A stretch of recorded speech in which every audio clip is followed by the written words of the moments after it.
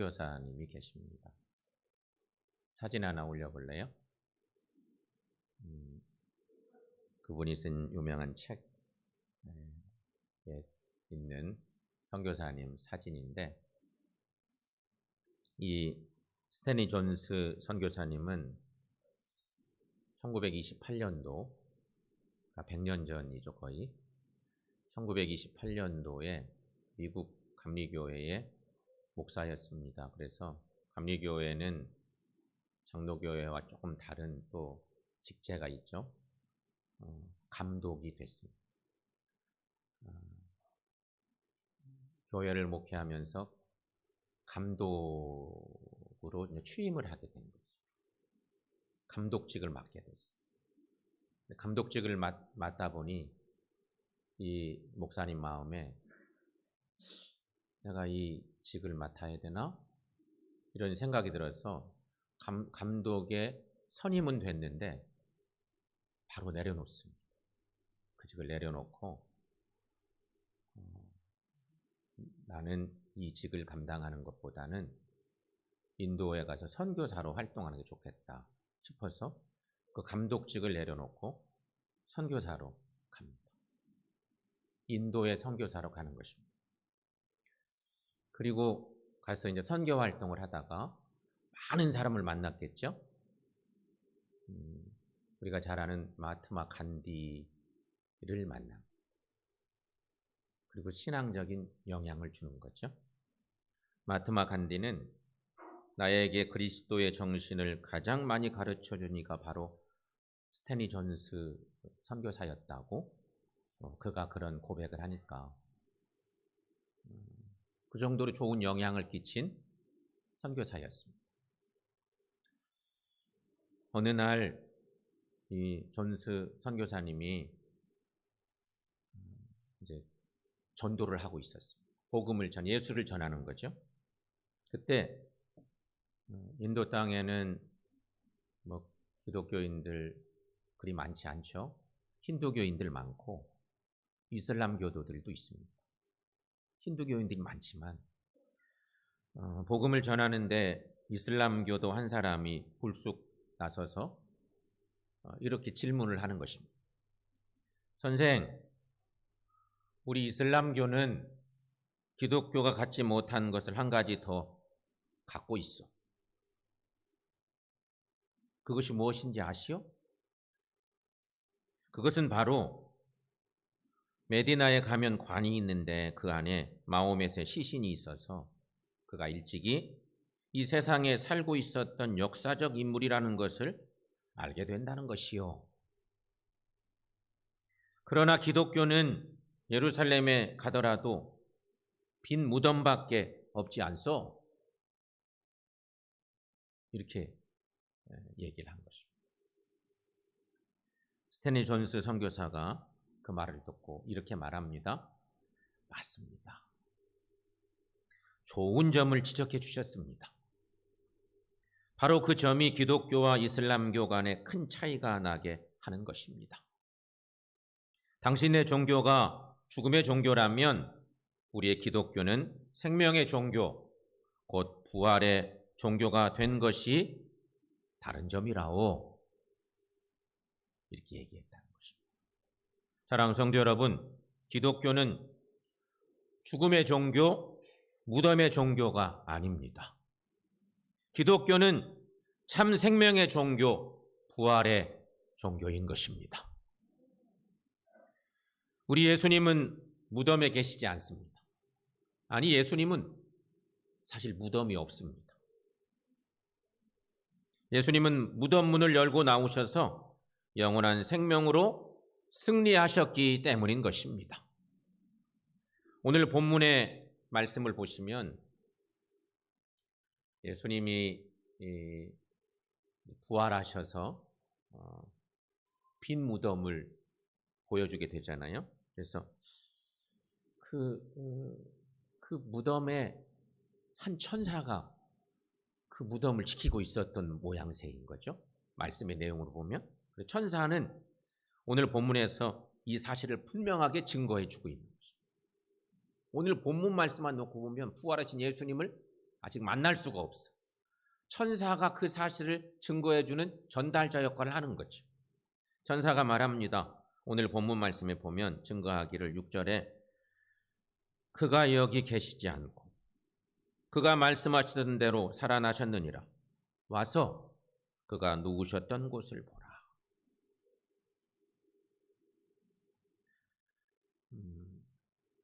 예수님이 십자가에 달려 돌아가셨습니다. 제자들도 다 떠나고 도망가고 예수님을 사랑하던 갈릴리에서부터 예수님을 따라왔던 예수님 정말 사랑하던 여인들이 예수님께 뭔가 사랑의 마음을 전하고 싶은데 할 방법이 없어. 여러 가지 고민을 하다가 안식구 첫날 이른 새벽에 여인들은 예수님의 무덤을 찾아갑니다. 찾아가면서 걱정이 많았습니다. 그 큰 돌을 누가 굴려주냐.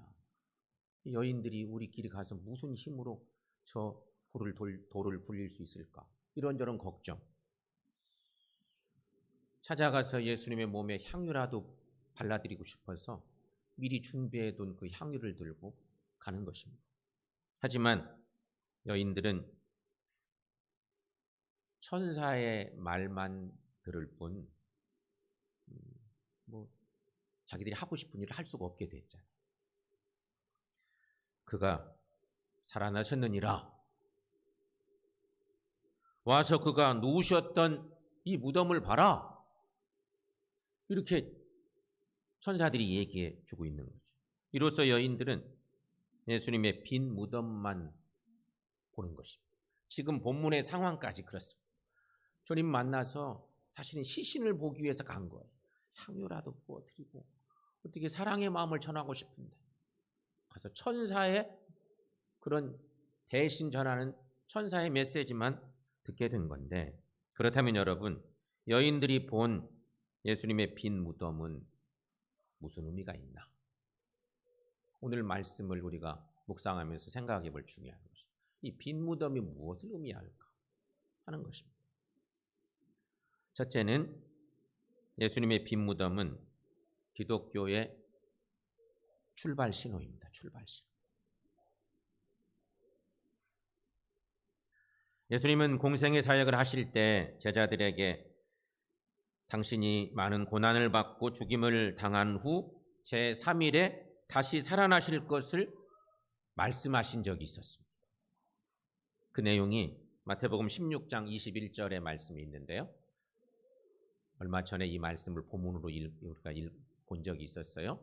21절, 16장 21절 함께 읽어보겠습니다. 이때로부터 예수 그리스도께서 자기가 예루살렘에 올라가 장로들과 대제사장들과 서기관들에게 많은 고난을 받고 죽음을 당하고 제3일에 살아나야 할 것을 제자들에게 비로소 나타내시. 여기 이때로부터는 베드로가 예수님을 구세주로 고백한 유명한 고백을 했던 그때였습니다.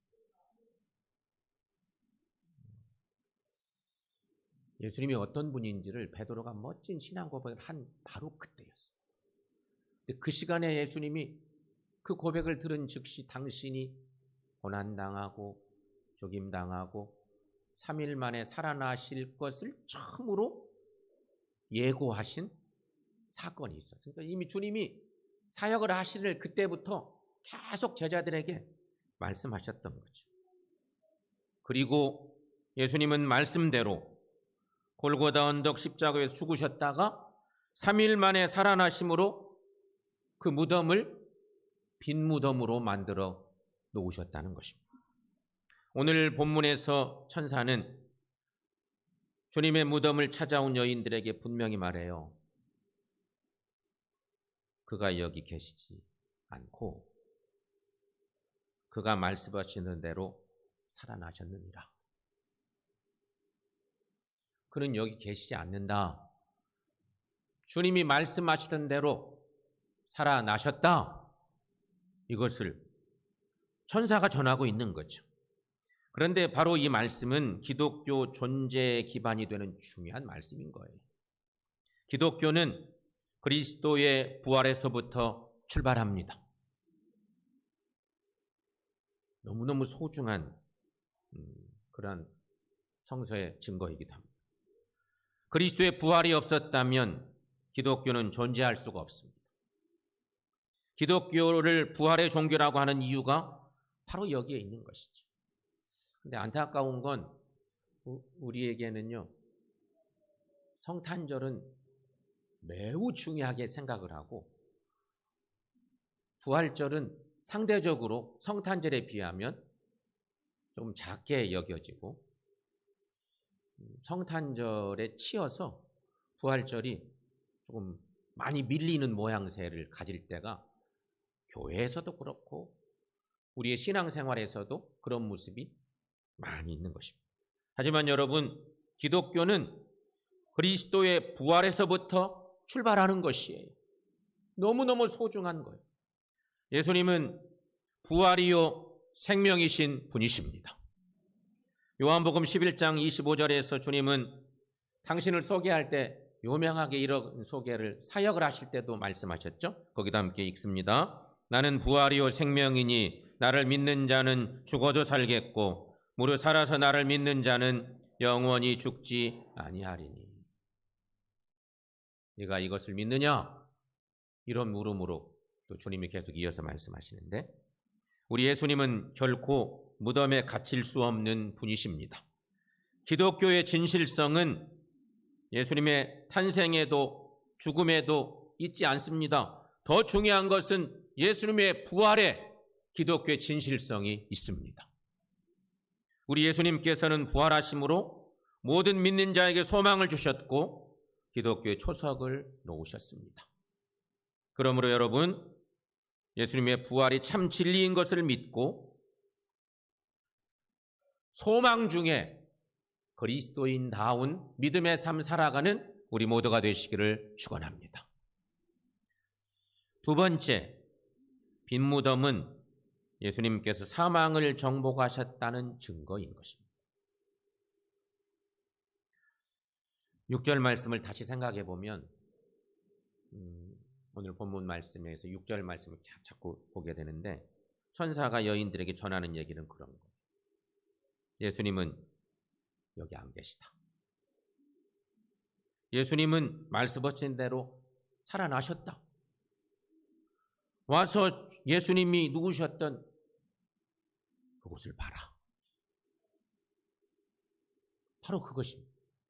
사실 여인들은 예수님께 향유를 부어드리려고 향유를 발라드리고 시신에, 그래서 미리 준비해뒀던 그것 들고 찾아온 건데 난데없이 너무도 당황스러운 일이 생기고 만 것이죠.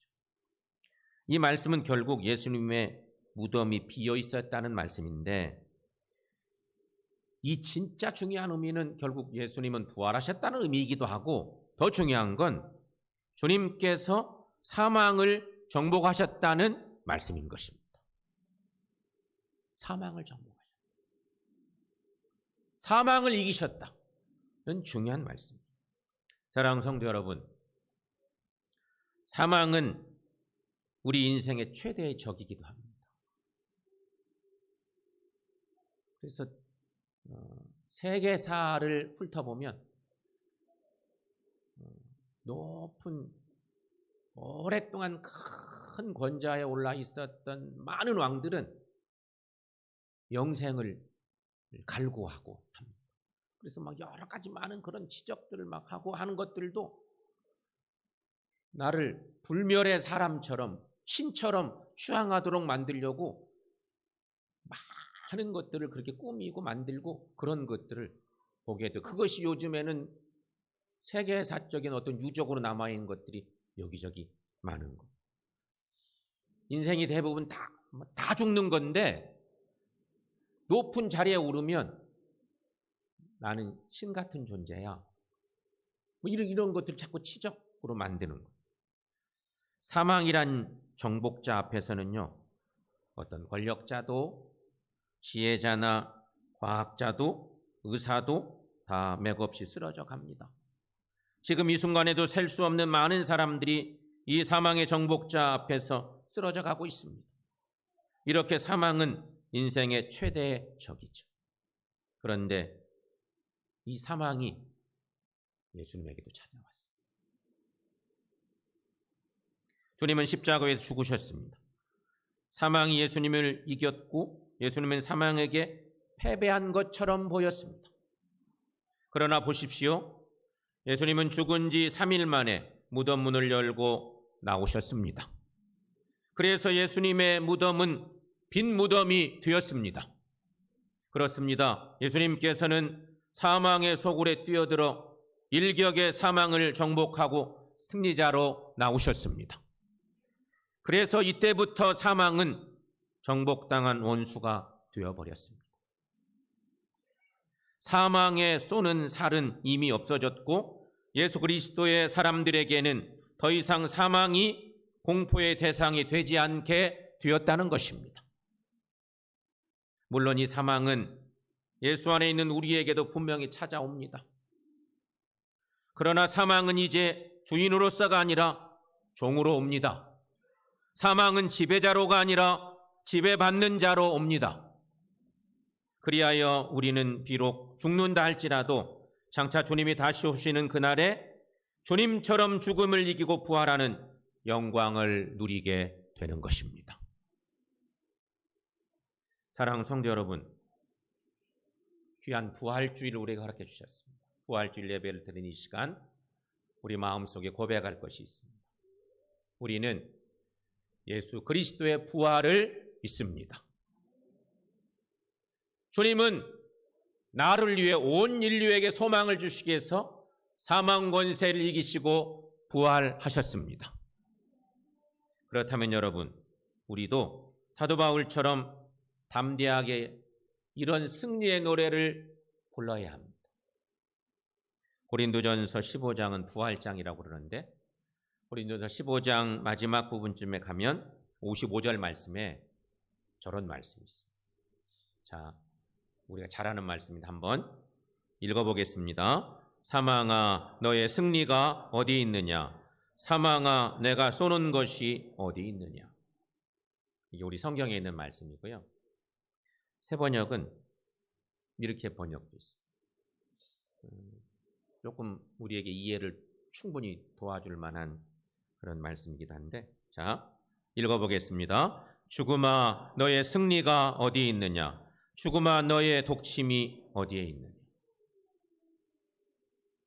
독침이라는 표현을 여기 쓰고 있죠. 사망이라는 말을 죽음으로 바꿨고, 죽음아, 너의 승리가 어디 있느냐? 죽음아, 너의 독침이 어디에 있느냐? 그러니까 예수 믿고 구원받아 하나님의 자녀가 되어 산다고 할 때 우리도 죽죠. 당연히. 하지만 죽음에 대한 믿음의 고백이 달라야 된다는 것입니다. 예수 믿기 전에는 죽음에 대한 얘기하면 벌벌 떨리고 절대 안 되지. 여기서 오래오래 살아야지. 오래하고 살고 싶어도 살 수가 없잖아요, 때로는. 죽음에 대한 이해가 달라져요. 예수님께 사망 권세를 이기시고 부활하셔서 영원한 소망을 주셨으니 예수 믿고 구원받은 하나님의 자녀의 삶도 죽음에 대한 이해가 달라서 절망으로 다가오는 것이 아니라 소망으로 그 죽음을 넘어서 영원한 하나님의 생명의 삶을 사모하는 삶을 사는 것이 우리에게 필요하다는 것입니다. 예수님께서 부활하신 첫날 여인들은 와서 그가 누우셨던 곳을 보라는 천사의 말을 듣고 예수님의 빈 무덤을 확인합니다. 그리고 여인들은 예수님의 부활을 믿습니다. 두려운 마음이 있었는데 믿음이 생겨서 가던 길에 예수님이 나타났어요. 오늘 본문은 뒤에를 읽지 않았지만 빈 무덤을 보고 천사의 말을 듣고 이제 가다가 부활하신 예수를 만나게 돼요. 오늘 본문 바로 뒤에 가보면 예수님이 나타나셔서 제자들에게 알려라, 이런 또 메시지를 주님이 주시기도 하죠. 가서 내 형제들에게 갈릴리로 가라 하라. 거기서 나를 보리라 하라. 그래서 결국은 예수님의 부활을 전하는 삶을 사는 여인들의 모습을 성서는 기록해 놓고 있습니다. 사랑하는 성도 여러분, 그러므로 우리들도 이제 부활 신앙을 가지고 사시기를 축원합니다. 부활 신앙이 있어야만 세상을 이기는 성도가 될 수 있습니다. 부활 신앙이 있어야만 죽음도 겁내지 않고 진리를 전하는 성도의 삶을 살 수 있는 것입니다. 예수 믿고 다른 것이 뭐가 있나? 예수 믿고 예수 믿지 않는 사람과 신앙적으로 다른 점이 내게 뭐가 있나? 여러분 생각해 보십시오. 이제 우리 모두 사망 권세를 이기시고 부활하신 예수님만을 찬양하시고 또 예수님만을 증거하는 삶을 사는 소망이 충만한 또 하나님이 기뻐하시는 믿음의 삶을 살아가는 저 여러분들 모두가 다 되시기를 축원합니다.